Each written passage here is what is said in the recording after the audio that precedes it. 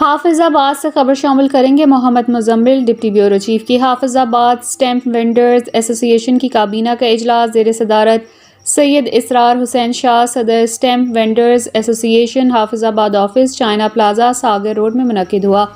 جس میں سید اسرار حسین شاہ صدر سٹیمپ وینڈرز ایسوسی ایشن حافظ آباد، جنرل سیکرٹری شاہد انصاری، چیئرمین محمد اسماعیل، سینئر نائب صدر محمد آصف ریحان، نائب صدر اول محمد اشفاق بٹ، نائب صدر دوئم محمد عرفان، سیکرٹری نشر و اشاعت محمد انعام مانی، آفس سیکرٹری اکمل عباس جعفری اور دیگر عہدیداران نے شرکت کی۔ اجلاس میں آئندہ سال برائے 2025 الیکشن کے متعلق